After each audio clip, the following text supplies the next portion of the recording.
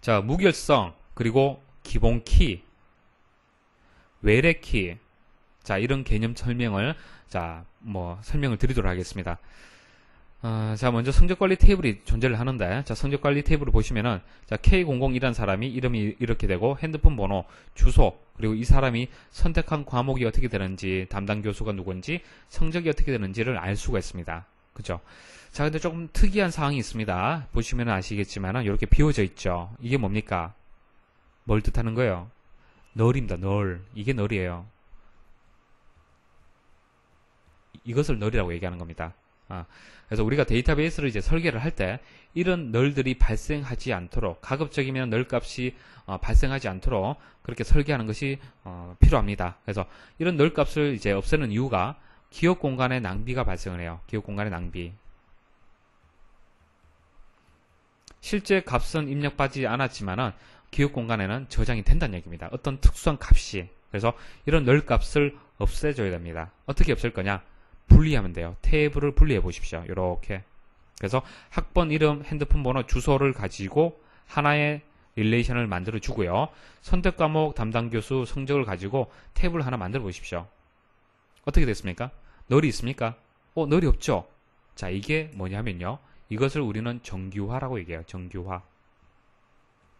자, 정규화를 하는 이유가 여러 가지가 있는데 그 중에서 기억 공간의 낭비가 발생하는 이런 널 값들 없애기 위해서 정규화를 합니다. 그래서 정규화를 우리는 쉽게 테이블을 분리하는 과정이다 이렇게 얘기를 해요.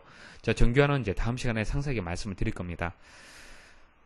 그리고 이렇게 테이블을 이제 분리하고 난 뒤에 릴레이션을 분리하고 난 뒤에 문제점이 하나 있습니다. 눈치 빠르신 분들은 이해를 하셨을 거예요, 아마. 어떤 문제가 있을까요? 보세요. 자, 원 데이터, 원 테이블에서는 K001이라는 사람이 담당 교수가 누군지 알 수 있죠. 선택 과목이 무엇인지 알 수 있죠. 성적이 어떻게 되는지 알 수 있잖아요. 맞습니까? 하나의 튜플에 이렇게 데이터가 저장되어 있기 때문에 알 수가 있습니다. 그런데 분리했기 때문에 이 두 개의 탭을 간에 관계 형성이 안 돼 있어요. 자, K001이라는 사람이 자료 구조인지 데이터베이스인지 컴퓨터 구조인지 알 수 있습니까? 연결고리가 없잖아요. 맞아요? 자, 여기서는 K002가 데이터베이스를 선택을 했다고 그랬는데, 자, K002가 무엇을 선택했는지 알 수 있습니까? 알 수 없다는 얘기예요. 무엇이 빠져서 그러냐 하면은 관계 형성이 안 돼서 그런 겁니다. 자, 그럼 관계 형성 어떻게 해준다 그랬습니까? 기본 키, 외래 키로 정의를 하면 돼요. 보십시오. 이렇게 하시면 돼요. 자, 지금 현재 학번이라는 속성이, 새로운 속성이 만들어졌죠. 성적관리 테이블에서. 자, 이게 외래키가 되는 거예요. 외래키. 외래키. 자, 학번이란 것이 학생관리 테이블에 존재하죠. 맞습니까?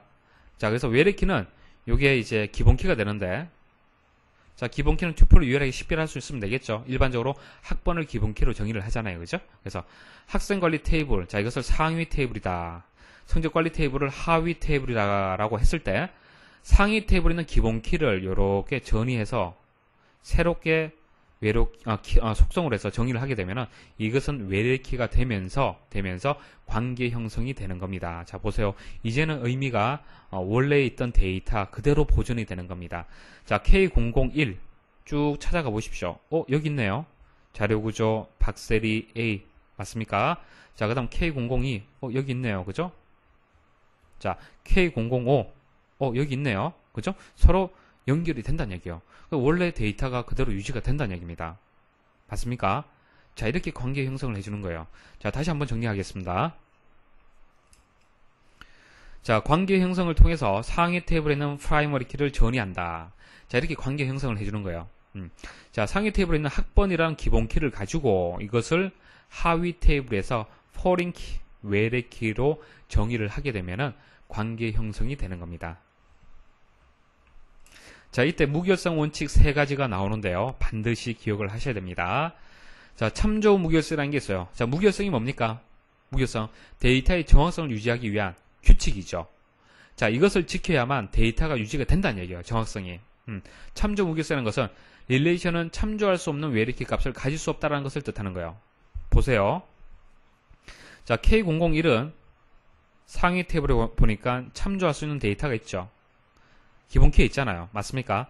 자, K002도 참조를 할 수가 있어요. 자, K005도 참조할 수 있습니다. 그런데 K006이라고 해서 여기에 값을 넣을 수 있냐는 얘기입니다. 없단 얘기예요. 왜 그래요? 자, K006은 학번이면서 학번은 외래키로 정의가 되었기 때문에 반드시 상위 테이블에 K006이 있어야 되는데 없단 얘기예요. 근본이 없잖아요. 근본이. 자, K001이라는 사람 자체가 없는데 이 사람이 어떻게 과목을 선택할 수 있고 담당 교수가 있을 수가 있습니까? 맞습니까? 그래서 여기서 K006이라고 데이터를 못 넣는다. 그게 참조 무결성 원칙이 되는 거예요. 자, 릴레이션은 참조할 수 없는 외래키 값을 가질 수 없다. 자, K006이라는 값을 가질 수 없다는 얘기입니다. 이해할 수 있어요? 중요합니다. 자, 근데 K004는 가질 수 있습니까? 가능하죠. 왜? 자, K004 찾아가 봅시다. 여기 있네요. 그죠? 참조할 수 있잖아요. 그래서 학번이라는 이 외래키가 K004 그리고 K003 이런 값들은 가질 수 있는데 근본이 있기 때문에 가질 수 있는데 K006, 뭐 K007 뭐 이런 식으로 그죠? 상위 테이블이 없는 기본 키에 없는 값은 가질 수가 없습니다. 이게 참조 무결성이에요. 참조 무결성. 그래서 여러분들이 이렇게 되는 겁니다.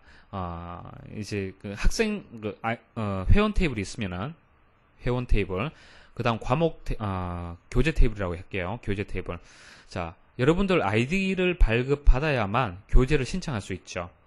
맞습니까? 자, 분명히 그 아이디가 존재해야만 그 아이디를 입력받고 교재를 신청할 수 있어요. 자, A001이다. 그러면 A001 값을 가지고 그 사람에 대한 교재를 입력받을 수 있는 겁니다. 이런 개념이에요. 이해하시겠습니까? 그래서 근본이 있어야만 하위 테이블이 존재할 수 있다는 얘기입니다. 값들이. 근본이 없어서는 안 되잖아요. 그죠? 그게 참조 무결성이에요. 자, 개체 무결성은 한 릴레이션의 기본 키를 구성하는 어떠한 속성값도 널 값이거나 중복 값을 가질 수 없다. 자, 기본 키는 널 값이거나 중복 값을 가질 수 없다는 것이 개체 무결성이에요. 자, 개체 무결성은 하나만 보시면 됩니다. 개체 하나만 보시면 돼요. 자, 기본 키가 학번이죠. 학번입니다. 자, 근데 학번을 K001이 있는데 K001이라고 값을 가질 수 있느냐? 없다는 얘기예요. 기본키 성질이잖아요, 이거는. 그죠? 그 다음, 널 값을 가질 수 있느냐? 없다는 얘기입니다. 당연하잖아요. 여러분도 회원 가입을 할 때 생각해 보시면 돼요. 그것을 개체 무결성이라고 얘기를 하고, 시험에 나올 때는 기본키가 널이거나 중복값을 가질 수 없다. 그게 무슨 무결성을 얘기하느냐? 이렇게 나와요. 기본키라는 얘기가 나오면은 개체 무결성을 생각하셔야 되고, 외래키라는 얘기가 나오면은 참조 무결성을 일단은 의심을 하셔야 돼요. 이해하시겠습니까? 자, 이런 무결성 원칙을 지켜야만 데이터가 정확성을 유지할 수 있는 겁니다. 여러분들 아이디 이중 발급이 안 되는 거예요. 이해하시겠습니까? 자, 그 다음 도메인 무결성은 각 속성 값은 반드시 정의된 도메인에 속한 값이어야 된다. 만일 이런 경우가 있겠죠. 자, 성적이 A, B, C, D, 뭐 아니면 E까지 있다, 뭐 F까지 있다라고 봤을 때, 자, 이 값 외에 다른 값을 가지면 됩니까? 안 되죠. 다른 값을 가질 수 없잖아요. 왜 그래요? 성적은 도메인이 A에서 F까지가 도메인이기 때문에 그렇습니다. 만일 여러분들의 이제 성적 관리 테이블에서 데이터를 입력하다 보니까 Q라고 입력을 했어요. 입력이 되겠습니까? 입력이 안 돼요. 왜? 도메인 무결성에 위배되기 때문에 입력을 할 수가 없어요. 저장이 안 된다는 얘기입니다. 자, 이렇게 해서 참조 무결성, 개체 무결성, 도메인 무결성 이런 원칙을 두는 이유가 항상 데이터가 정확성을 유지할 수 있도록 하기 위해서 이런 제약 조건을 둔 겁니다. 이 원칙을 지켜야만 항상 데이터가 정확성을 유지할 수 있다는 거 꼭 기억을 하셔야 돼요.